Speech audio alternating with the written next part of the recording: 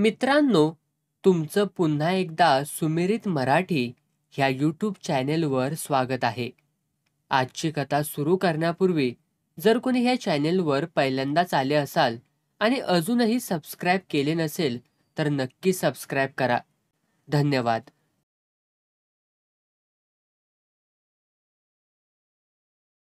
ज्ञानूला काही केल्या झोप येत नव्हती.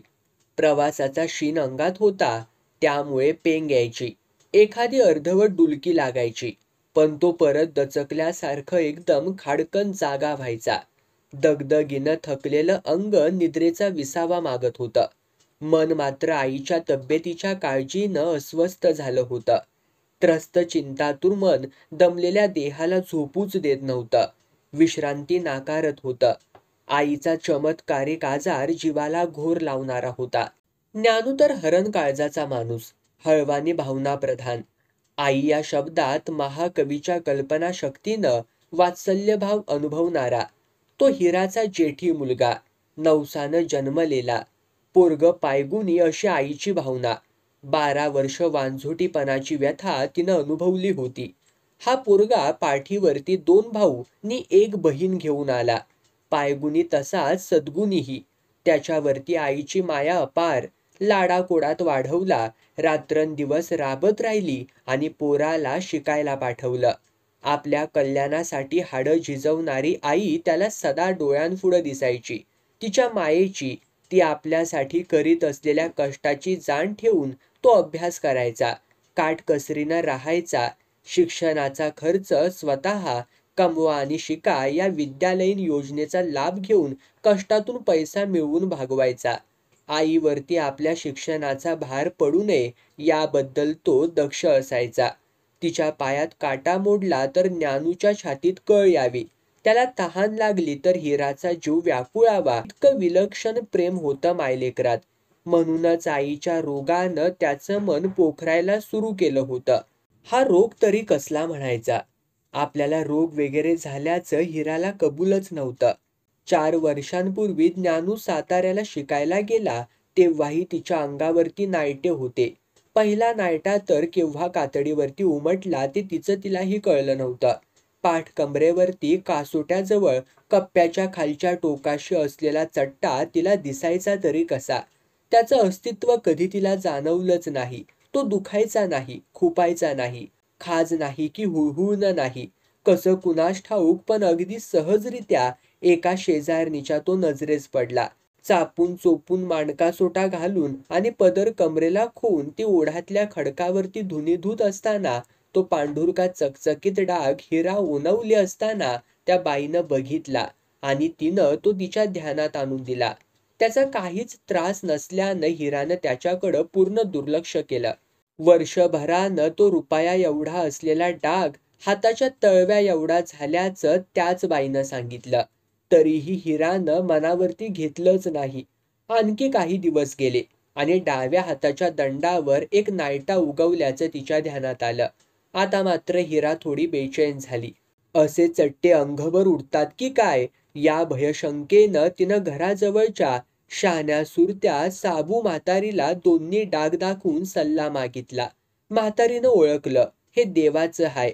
मग बायकांनी चर्चा झाली. हिरानं देवीला मागून घ्यावं असं म्हणणं पडलं. आणशी सुतारणीच्या अंगात गौराई आली तेव्हा तिनं सांगितलं, नायटा कोरडा हाय. 5 मंगळवार उपवास कर. 5 मंगळवार कोरडं मागून खा. नायटा ओला असता तर ओला जोगवा मागायचा असतो, म्हणजे शिजलेलं अन्न मागून आणून खायचं.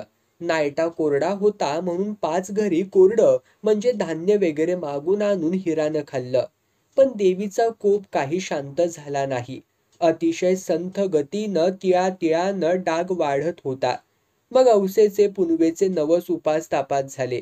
देवऋषींनी पुजारी सांगायचे अमुक देवाचं तमुक करायचं राहिलंय म्हणून. मग 4 पैसे खर्च करून नवसाची पूर्तता करायची. एखादा भगत सुचवायचा आमकी देवी तुझ्यावरती कोपल्या म्हणून, तिला मागून घे. मग नवस नैवेद्याची भर करायची. मग गंडे दोरेही झाले.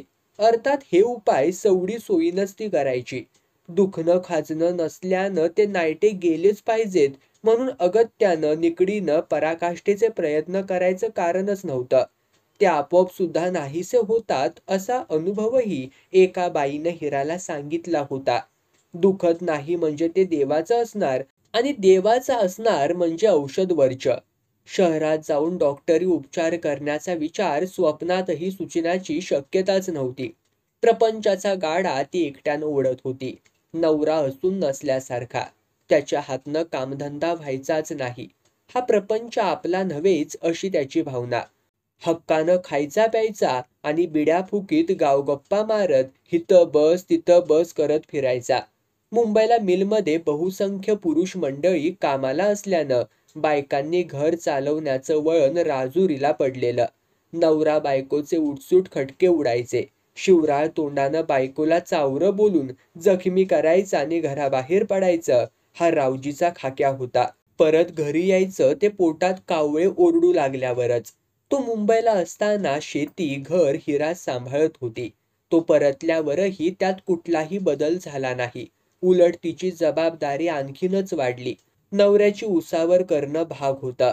मुंबईची मिळकत बंद झाली. शेतीतील उत्पन्न पिकल त्या वर्षी भरपूर येत असलं तरी पाऊस बिनभरवशाचा आणि 5-6 वर्षात एखादं वर्ष हटकून दुष्काळ पडायचा. हिरानं जोडधंदा सुरू केला. गोठ्यात 2-3 दुधाच्या म्हशी कायम केल्या. गवळ्याला दुधाचा रतीब घालून 4 पैसे हाती येऊ लागले. पोरांनाही दुभतं खायला मिळू लागलं आणि त्यांना शाळेला पाठवणं आर्थिकदृष्ट्या शक्य झालं. मात्र तिचं काम वाढलं होतं. घडीभराची उसंत न घेता राबणं तिच्या नशिबी आलं होतं. पण ज्ञानू शाळा शिकून मोठा होईल आणि आपले पांग फेडील याची तिला खात्री असल्यानं ती मोठ्या हिमतीनं उमेदीनं जोमानं कष्ट उपसत होती. हा सगळा खटला सांभाळायचा तर एखादा दिवसही घरगाव सोडून बाहेर जाणं मुश्किल नव्हतं. परवडणार नव्हतं. शहर, डॉक्टर, औषधोपचार वगैरे तिला सुचणार तरी कसं? या रामरगाड्यात निरुपद्रवी नायट्याकडे लक्ष द्यायला तिला फुरसत तरी कशी मिळायची? गेल्या सुट्टीत ज्ञानूनं तिच्या पाठीवरचे, दंडावरचे, मनगटाजवळचे डाग बघितले होते. जाडसर, लालसर, चकचकीत, गुलगुलीतनी सुजलेले चट्टे. एक पांढुरका चट्टा गालावरही उमटलेला दिसला होता. रात्री मात्र अजब चमत्कार त्याच्या दृष्टीस पडला होता. लेकाचा आलाबला घेताना हाताची मूठ वळली नाही. 2 बोटांचे आकडे झाले. पुढच्या पेरात बोटं आत वाकली ती सरळ ताठ करता आली नाहीत. आई सांगत होती बोटात जीवच नसल्यागत झालंय. उगीच मुंग्या आल्यागत झिणझिणतंय. हातानं एखादी वस्तू नीट पकडताच येत नाही. आईचा चेहराही विद्रूप भासत होता म्हणून ज्ञानूनं कंदील तिच्या तोंडाशी नेऊन उजेडात बघितलं तर डाव्या गालावरचा चट्टा मोठा झालाय. चेहऱ्यावरती सूज आले. कांती तांबूस, तेलकट आणि चकचकीत झाले.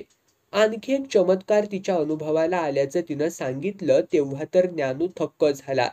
आंघोळीसाठी चुलीवर ठेवलेल्या हंड्यातलं पाणी तापलंय का बघावं म्हणून एक दिवस तिनं पाण्यात बोटं घातली तर आपण पाण्यात हात घातल्याचं सुद्धा तिला जाणवलं नाही. लक्षीनं हात घालून बघितलं तर हाताला चटका बसला. कंदिलाच्या काचेवर असलेली काजळी पुसण्यासाठी तिनं तापलेली काच एका फडक्यानं धरून जुंधळ्याचं पीठ त्या ग्लासात घालून पुसत असताना काच गरमच लागेना. काजळी पुसत ती काच गोल गोल फिरवताना फडकं निसटून पडलं तरीही हाताला चटका बसला नाही. लक्षीला मात्र त्या काचेला स्पर्श सुद्धा करता येत नव्हता. मात्र नंतर आईच्या हाताला फोड आल्यावर हात भाजल्याचं तिला कळून आलं. असा बधीरपणा हाताला कशानं आला ते तिला कळेच ना. या अनुभवानं ती विस्मयचकित झाली. हा दैवी चमत्कार असावा का? तिला अशी दैवी शक्ती असलेल्या एका संन्याशाचा परिचय होता. लिंगोबाचा भक्त लिंगदास महाराजाच्या भजनी ती काही दिवस लागली होती. त्याच्या कृपेनंच ज्ञानू जन्मला होता. एका तपाच्या वांझोटीपणानंतर तिला पुत्रप्राप्ती करून देणारा लिंगदास महाराज असा चमत्कार करून दाखवायचा. धगधगत्या निखाऱ्यावरून तो अनवाणी चालायचा. हाताच्या तळव्यावर कापूर पेटवून धरायचा. लोक स्तिमित व्हायचे. या ऐन उन्हाळ्यात झणझणत्या उन्हात आई अनवाणी चालली तरी पाय भाजत नाहीत की खडे टोचत नाहीत.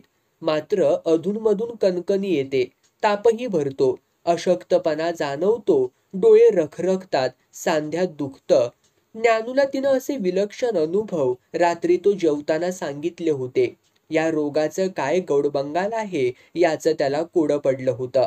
ही कसली गूढ व्याधी कळत नव्हतं. तिचं आणि रावजीचंही मत होतं की हे देवाचं असावं किंवा एखाद्या देवीचा नवस फेडण्यात आपण कुचराई केल्यानं हा दैवी प्रकोप झाला असावा. परवाच तिने एका वैदूकडं औषधही घेतलं होतं, पण त्याचा काही उपयोग झाल्याचं दिसत नव्हतं. त्यामुळे दैवी कारणानंच ही व्याधी जडली असावी हा तिचा समज दृढ झाला होता.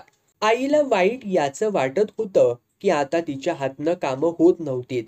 लक्षीला आता कुठे 12वं वर्ष लागलं होतं, पण त्या पोरीलाच बरचसं घरकाम करावं लागत होतं. आईला म्हशींच्या धारा सुद्धा काढता येत नव्हत्या.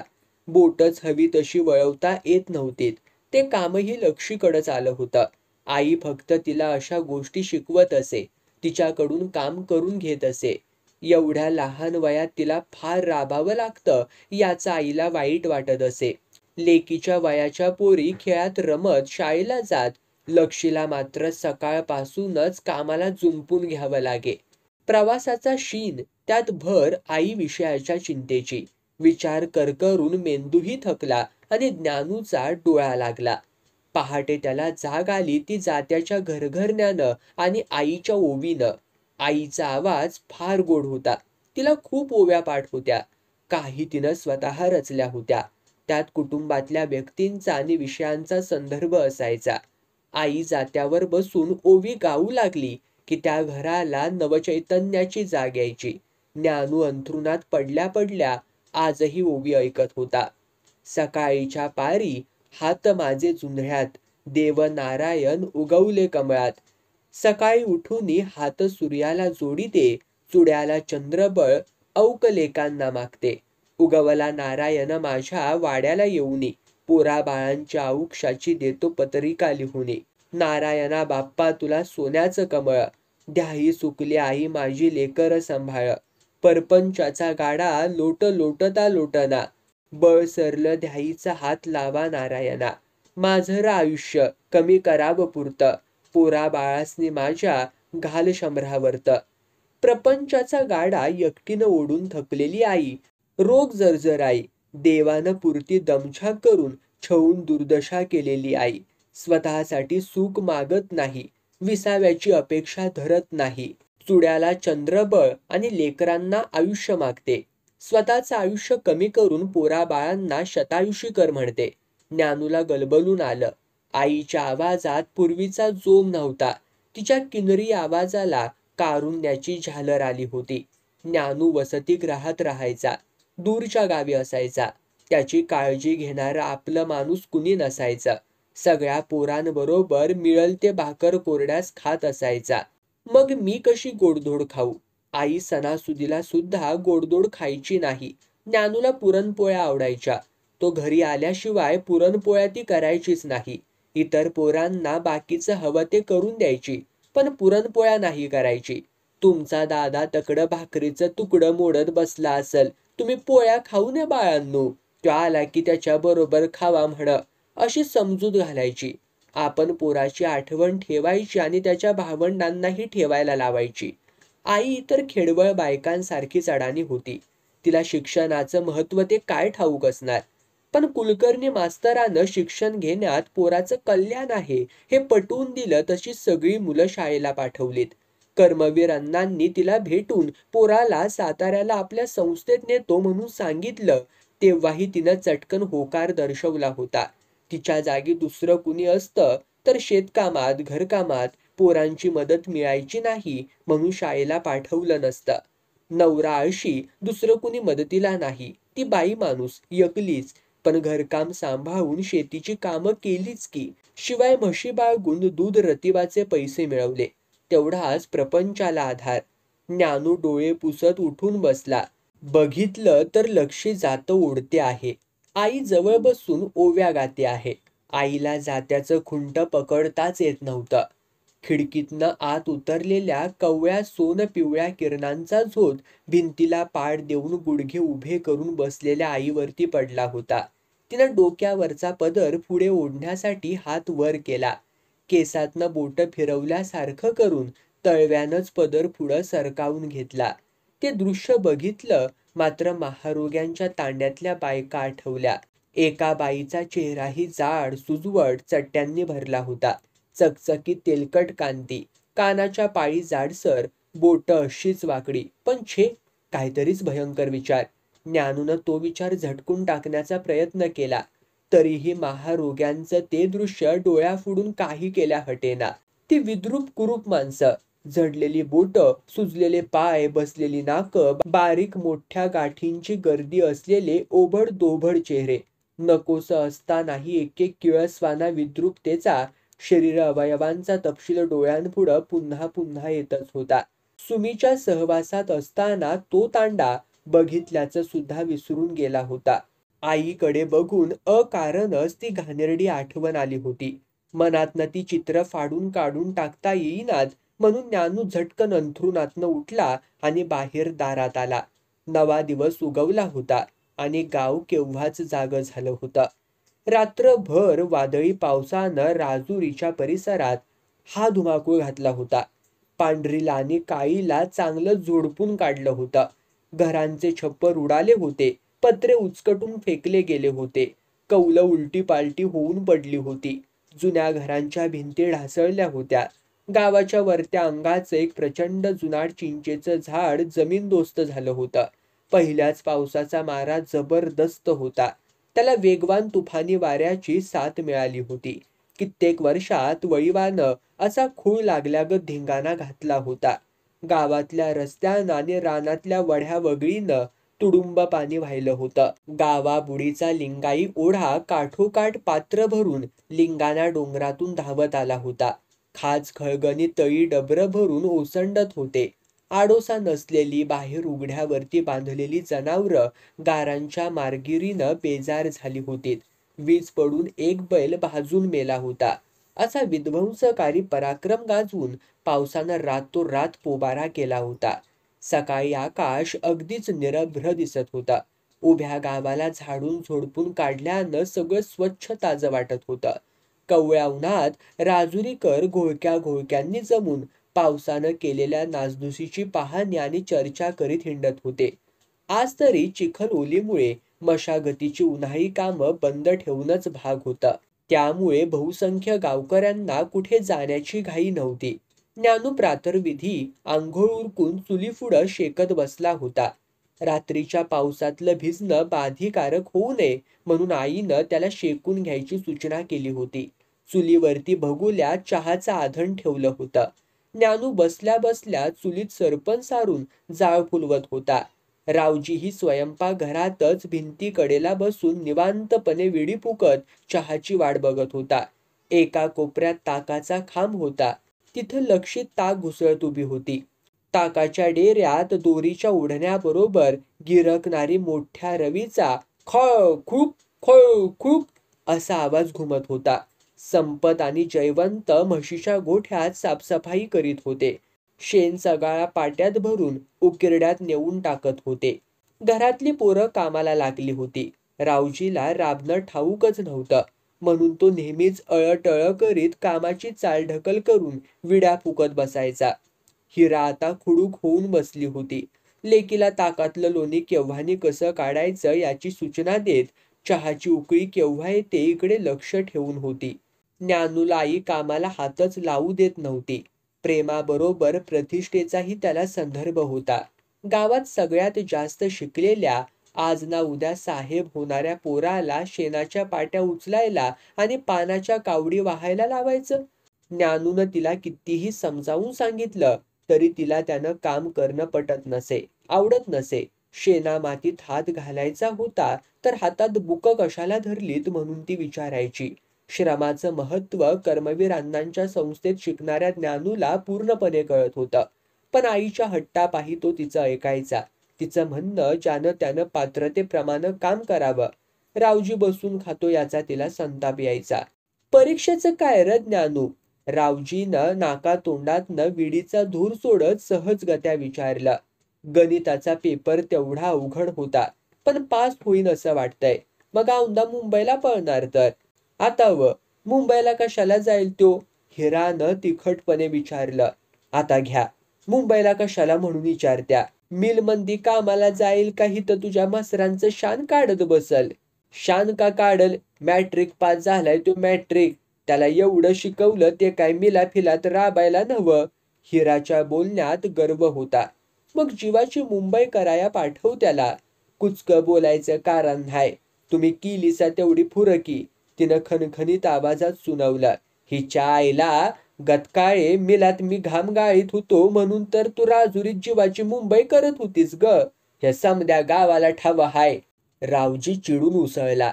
त्याच्या या लागट बोलण्यानं हिराच्या जीवाची लाही लाही झाली.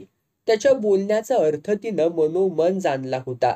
पोरा देखत नवऱ्यानं असं बोलावं. तोंड हाय का हागंदारी. मनाला येईल त्या बोलताना जीवाला काय वाटतंय का नाही व तुमच्या. संतापानं पेटून उठलेली हिरा तडातडा बोलू लागली. आई वडिलांची जनाफन ऐकून ज्ञानूनं ओळखलं. हे भांडण वाढणार. आय तू तरी गप्प बस बघू. परीक्षेचा निकाल तरी कळू द्या आणि मग भांडा म्हण. बाजारात तुरे आणि भडभटणीला मारे असला प्रकार कशाला. आणि बाबा मी पुढं शिकायचं म्हणतोया. कॉलेजला जायचा विचार आहे माझा. पोराच्या या बोलण्यावर रावजी कडवट हसला. वेडीचं थोटूक त्याचं जळतं तोंड भुईवरती दाबून घासून विझवलं आणि तिथंच सोडलं. बोडक्या डोक्यावरनं हात फिरवून खाजवल्यासारखं केलं.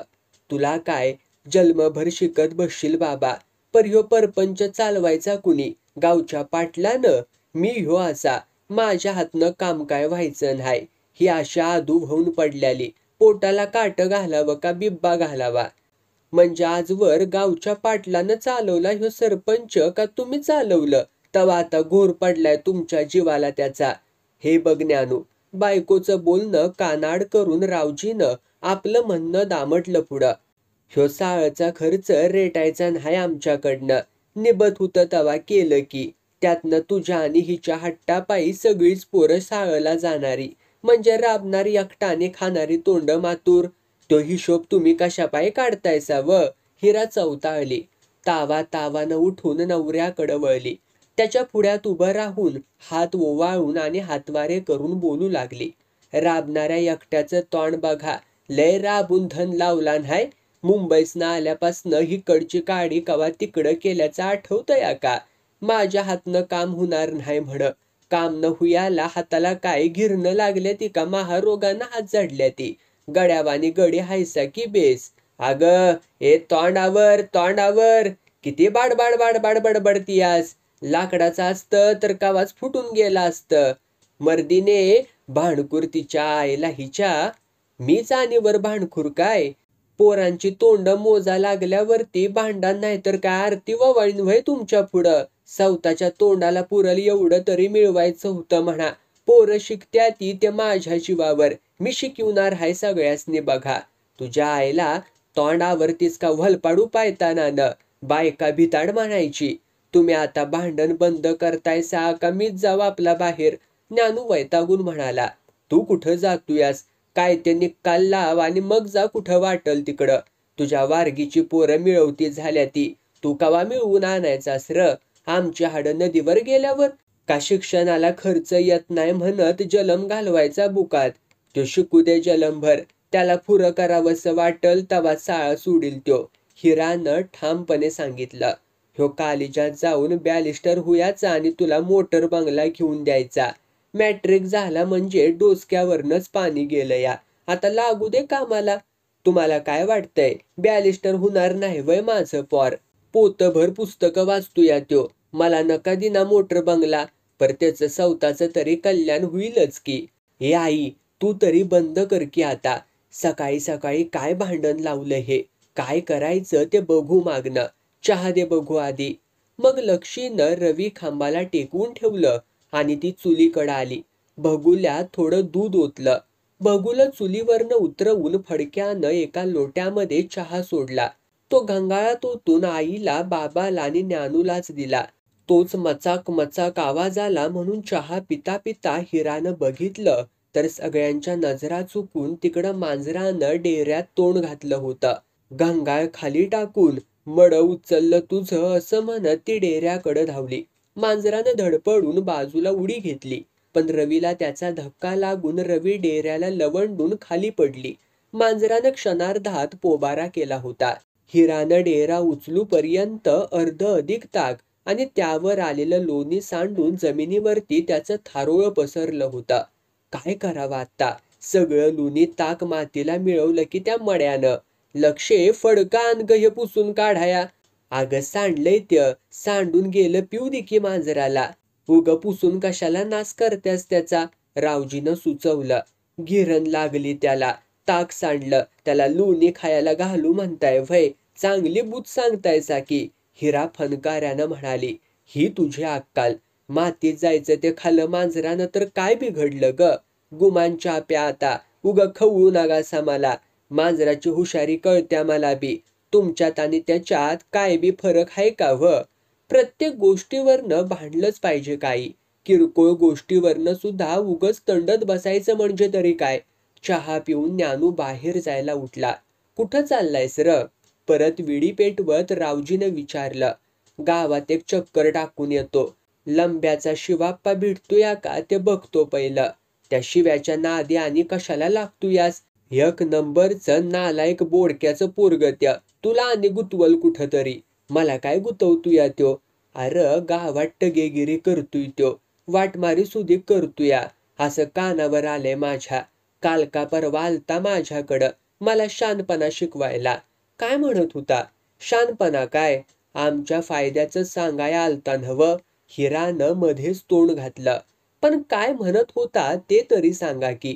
आपल्या लिंगाना वावराला लागून धनगरपट्टी नाही का? बरं मग ते इकाया काढलं या बिर्यानं. रावजी सांगू लागला. तो शहाणा शिव्या म्हणतोया तुमच्या शेताला लागून हाय घ्या तुम्ही. ते बरडमाळ घेऊन काय करायचं? वडरावानी दगडाची खाण काढून दगड इकायची तर? एक खाण हायच तत. माळ असं नका पर लय सस्तात पडल म्हणत होता. हिरानं त्यातली फायद्याची गोष्ट सांगितली. बिर्याच्या 2 पोरी लग्नाला आल्या ती. त्याला पैशाची नड हाय आणि शिवाप्पाच्या सांगण्यातला बी हाय त्यो. माझं म्हणणं आपण घेऊन ठेवावं. आज ना उद्या होईल काहीतरी उपयोग त्याचा. 4 शेंगा तरी येत्याली. हाय त्या शेताची निगा व्हायची आल्या पंचायत. त्यात आणि घ्या ह्यो माळ आणि बसा दगड गुंडा बरोबर खेळत. रावजी हेटाळणीच्या स्वरात बोलला. मी भेटून तर येतो त्याला. असं म्हणत ज्ञानू दाराकडे वळला. मग असं कर की. रावजीच्या बोलानं परत त्याला अडवलं. काय? त्यानं वळून विचारलं. बाहेर जातोयास तर शेताकडनं बी जाऊन ये की. पावसानं काय बांधतालींची नासधूस केल्या ते बी कळल तुला. तुमचा हातपाय धड आहे ती नव्ह का झडल्या ती का मोडल्या ती? या जावा की तुम्हीच बघून. काल तर आलं या पोरग लगेच एवढं शिकलेल्या पोराला शेतात धाडताना काही जीवाला वाटत नाही वय तुमच्या? हिच्या आईला किती वटावटा करतेस ग तू? तोंडाला काय दम हाय का नाही तुझ्या? त्यांच्या भांडणानं ज्ञानू रंजीस आला होता. मी जाऊन येतो शेताकडनं, पण तुम्ही भांडण थांबवा बघू. असं म्हणत ज्ञानू वळला आणि तरातरा चालत घराबाहेर पडला. गावातनं जाताना गावकरी त्याच्या आपुलकीनं चौकशी करीत होते.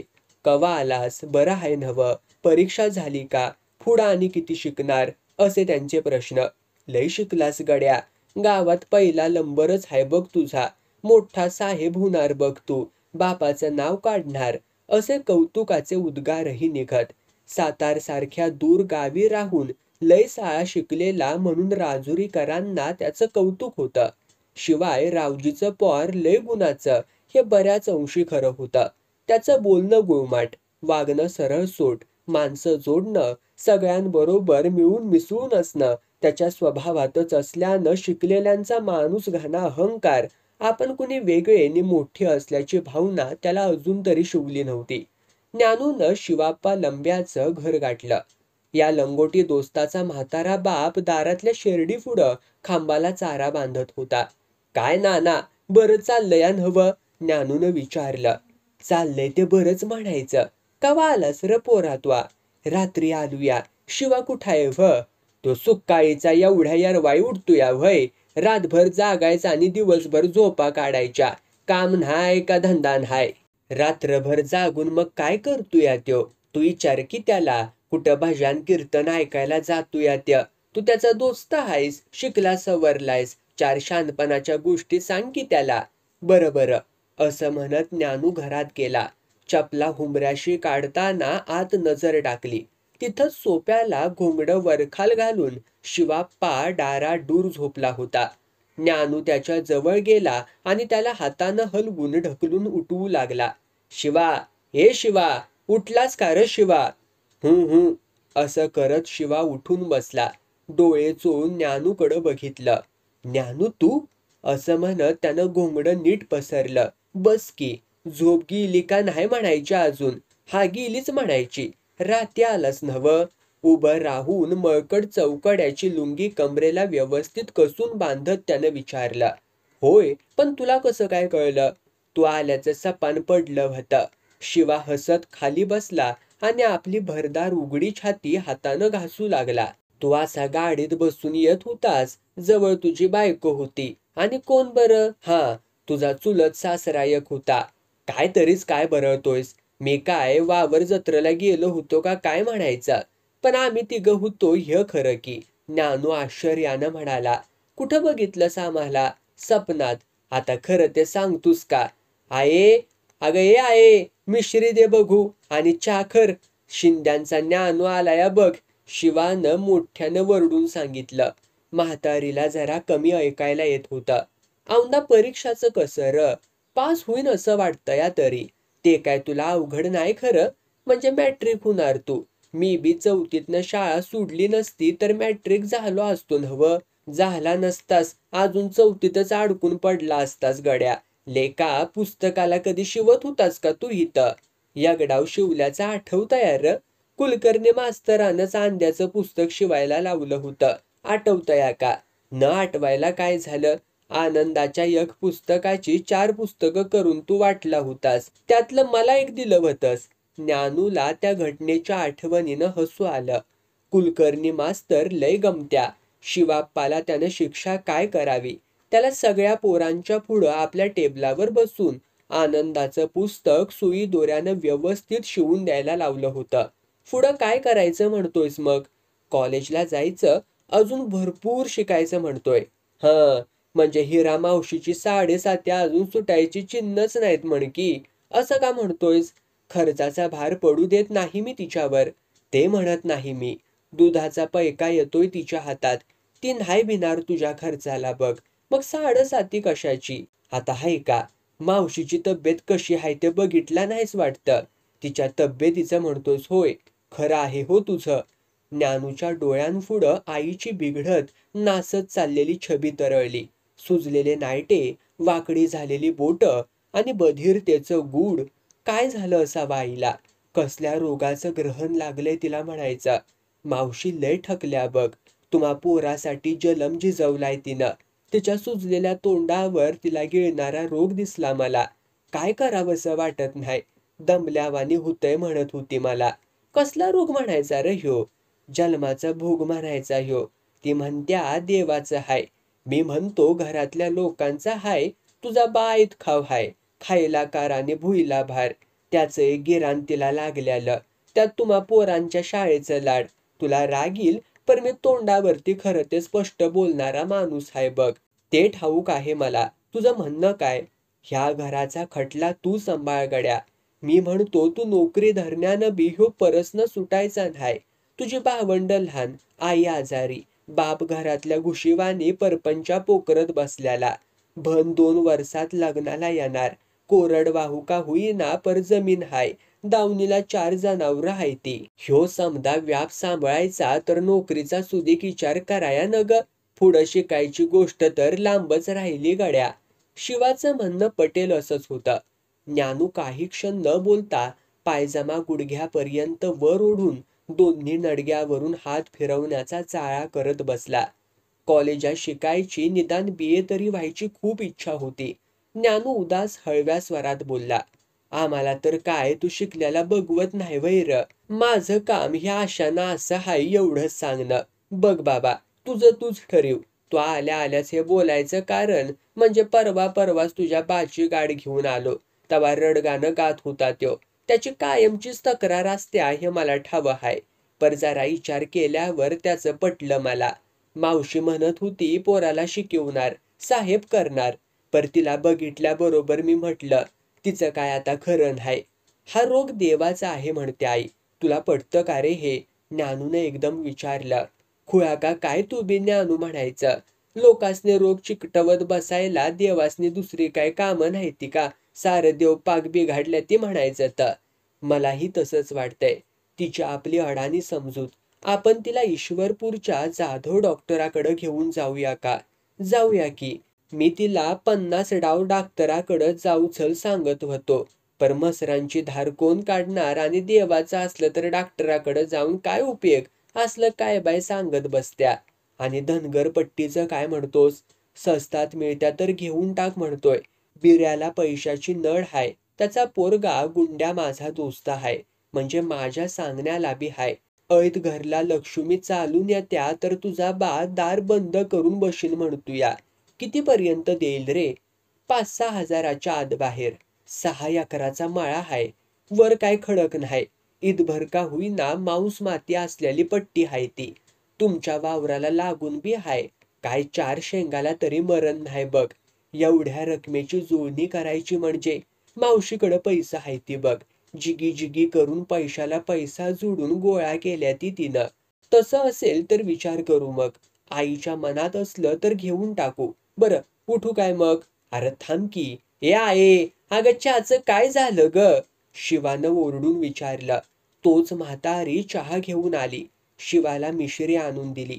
ज्ञानूची आपुलकीनं चौकशी केली. थोड्या वेळानं ज्ञानू निघाला. लिंगाणा डोंगराच्या रस्त्याला लागला. पावसानं वावरं गरगरीत भिजली होती. जोरदार माऱ्यानं नांगरटीतली ढेकळं जिरली होती. भक्कम बांधाच्या शेतातनं कडेनं पाणी तुंबलं होतं. उतारावरच्या काही रानातल्या ताली फोडून पाणी वाहून गेलं होतं. काही शेतकरी दगडांची दरड रचून शेतातली माती वाहून जाऊ नये यासाठी बांध दुरुस्ती करीत होते. हातात चपला धरून ज्ञानू चिखल तुडवीत भराभरा चालला होता. माळावरती येताच एका डबक्यातल्या पाण्यानं त्यानं चिखलानं बरबटलेले पाय धुवून घेतले आणि चपला घातल्या. खिंड ओलांडून तो माळ उतारावरनं आपल्या शेतात आला. या 4 एकर जमिनीच्या तुकड्यातली माती काळी होती. धनगर पट्टीच्या बाजूला मात्र माळमातीचं प्रमाण वाढत गेलं होतं. ज्ञानूनं बघितलं तर माळरानाकडून शेतात शिरलेल्या लोंढ्यानं खालच्या अंगाच्या तालीत मोठं खिंडार पाडलं होतं आणि बरीच माती खरवडून गेली होती. वावरातच एक वगळ तयार झाली होती. उन्हाळ्यात बांध दुरुस्ती करायला हवी होती, पण त्याच्याकडे दुर्लक्ष झाल्यानं अशी नासधूस घडली होती. आई आजारी आणि वडील आळशी. कोण लक्ष देणार? शेताची पाहणी करून ज्ञानू लिंगोबाचं दर्शन घ्यायला डोंगराकडे वळला. धनगर पट्टीतनं जाताना ते वावरही चांगलं बघून घेतलं. चारी बाजूनं बांध होते. ते माळगुंड रचून सोडलेले. कित्येक वर्षात तिथं पीक घेतल्याचं कसलंच चिन्ह नव्हतं. धनगरांनी फक्त आपापल्या वाटणीचा माळ दगड बांधांनी आखून निश्चित केला होता. असे अनेक चौकोनी पट्ट्या होत्या. ज्ञानूनं बिरू धनगराच्या पट्टीत अणकुचीदार दगडाने ठिकठिकाणी खणून मातीची खोली बघितली. हा माळतुकडा बराच मांसल वाटला. काही दिवस चांगली मशागत केली तर रान पिकाऊ होईल याची त्याला खात्री वाटली. आणखी माळमाती ओढायची, खत टाकायचं, शेंग चांगली येईल यात मुळी शंकाच नाही. अशी जमीन पड पाडल्याबद्दल धनगरांची त्याला कीव आली. त्या पट्टीला लागूनच बिरूच्या रानात घुसलेली अर्धवट खणून सोडलेली दगडांची खाण होती. पाण्याचा डोंगरावरून उतरलेला एक ओघळ त्या खाणीत उतरला होता आणि त्यात थोडं पाणी साचलं होतं. खाण तशी खोल आणि भरपूर रुंद होती. खाण खणताना खाली पाणी लागल्याची पूर्वी वायना होती. वडार पाणी प्यायला वापरत असत, पण आता तळावरती गाळाचे अनेक थर साचल्यानं पाणी गडप झालं होतं. आता होतं ते पावसाचं तांबडं लाल पाणी. ज्ञानून आपला मोहरा डोंगराकडे वळवला. लिंगोबाकडे जायला डोंगरावरती चढणारी वाट पावसामुळं निसरडी झाली होती. जपून जपून पावलं टाकीत तो डोंगर माथ्यावरती आला. मावळतीच्या बाजूनं थोडं खाली उतरून तो लिंगोबाच्या घळीच्या तोंडाशी आला. जवळच चाफ्याचं बन होतं.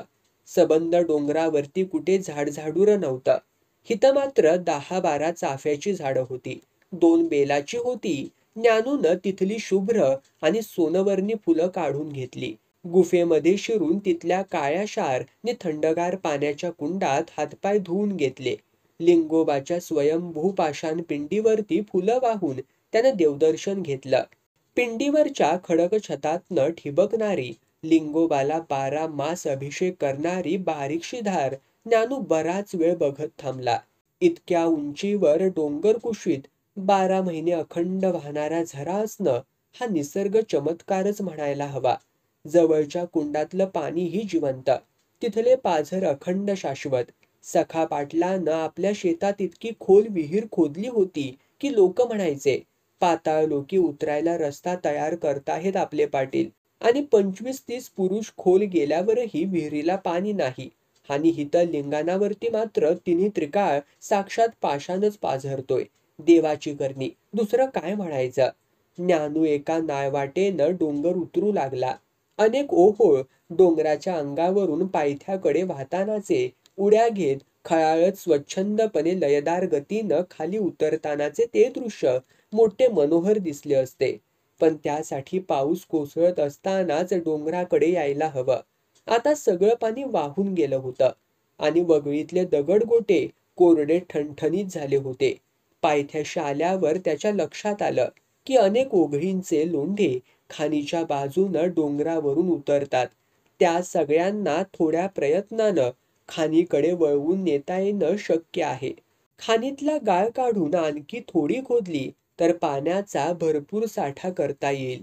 पावसाळ्यात एखाद दुसरा पाऊस चुकला तर ते पाणी उपसून शेतातल्या पिकांना देता येईल. धनगराची पट्टी घेतली तर हा लाभ मिळेल आपल्याला. कुणी सांगावं, कदाचित या निच्चळ दगडखाणीत पाणी सुद्धा लागेल. लिंगोबाच्या गुंफेत सतत पाणी झरत असते. त्याचीच नस इथं सापडली तर? नाही सापडली तरी पण लोक बोलतात पूर्वी वडारांना या खाणीत पाण्याचा आढळ झाला होता. नाहीच पाणी लागलं तरी माळावरनं धावून जाणारं पाणी अडवून खाणीत उतरवलं आणि गरजेच्या वेळी पिकांना पाजवलं म्हणजे झालं. हा फायदाही मोठा आहे. धनगर पट्टीची खरेदी करायला काही हरकत नाही. लिंगाई ओढ्याकाठच्या शेताकडेही जायचं होतं म्हणून ज्ञानू तिकडं चालू लागला. एकराचा तुकडा असला तरी गावाजवळचाच होता. लिंगाईच्या काठाला ज्ञानू आला आणि आपल्या शेताची दुर्दशा बघून कळवळला.